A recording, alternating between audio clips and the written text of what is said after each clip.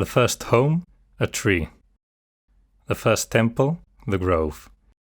The first city, a forest. The cosmic tree, the tree of life or knowledge.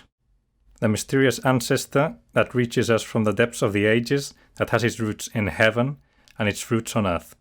Perhaps it is Abraxas, the talisman of good and evil, that unites creative nature and the humanized city.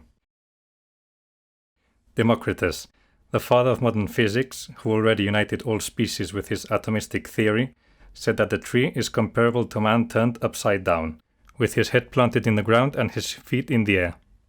Why is this primordial legend so ingrained in the hermetism of all civilizations, and why, even so, does it seem to postulate itself as so foreboding?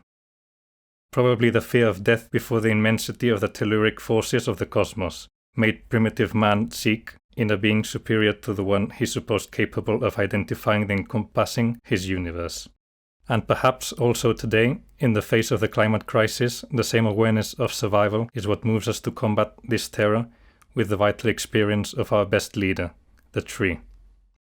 In a differential fact lies the conclusive spirit of the tree, in the spirit of the colony as a system of life. In biology, a colony is a group of living things organized under the collective cooperative forms. Perhaps the future for the human being and his habitat resides in him precisely in adapting to the existence more as a colony than as an individual, motivated by the solidarity of a swarm intelligence.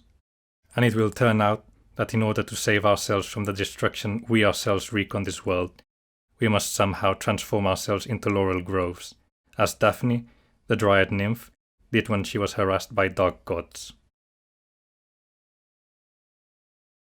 Following these analogies, the cosmic tree in the city also seems to rise from the ethereal space of ideas to gather material goods on its ground, a way of seeing, a way of being metropolis, the mother city. You and me are of the same blood. Darwin, in The Origin of Species, used this archetype in the concept of evolutionary context, even as the basis for common descent. Along with his son Francis, he promulgated the revolutionary thesis, The Power of Movement in Plants, where they show us that plants are intelligent beings. Even today, the conclusion of 1965 Nobel Prize in Physics Richard Feynman, who in The Uncertainty of Knowledge resolves that the substance of the trees comes out of the thin air. People look at a tree and think it comes out of the ground, but if you ask where its substance comes from, the trees come out of thin air. The substance of tree is carbon, which comes from the air. Carbon drives away oxygen and combines with the water that comes from the earth that has absorbed the rain. Life has a mysterious force. The sun shines, and it is that light that hits the oxygen, separates it from the carbon, and throws it back to the air. And by leaving the carbon with the water and so on, the substance of the tree is formed. Nothing new under the sun? In these bitter times, how conclusive the old conjecture of the tree. The large and oldest living being that exists and that represents the totality. What is food? What is air? Energy? Who is an oracle and migrates generous and free with culture? What would be the arete of the forest in the landscape?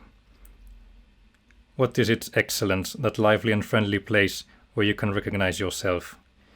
The tree is formed from the soul of the world, said Pythagoras. Understand that the tree is at the origin. It is in us, because it is like us. It is in that poetic space where it shadows and the seat of a den, of a room, and beyond, on the ground of the house. Understand that the tree is at the origin. It is in us, because it is like us. It is in that poetic space where its shadow and seat of a den, of a room, and beyond, on the roof of the house, on its staircase, on the bed or the table, even in the word transmitted on paper or in a book. Always the tree is a substance that assembles the same immemorial essence as nature and as life. The era of the Anthropocene, our era, that of the greatest transformation of the environment by human causes, is so in both a negative and positive sense. Hence the challenge, hence our manifesto on the raw material, not only to preserve forests, not only to restore forests, not only by caring for trees and plants, but as a principle, as defense, as regeneration, as present and as future, symbol of authentic freedom in the human epic. Plant, plant, plant.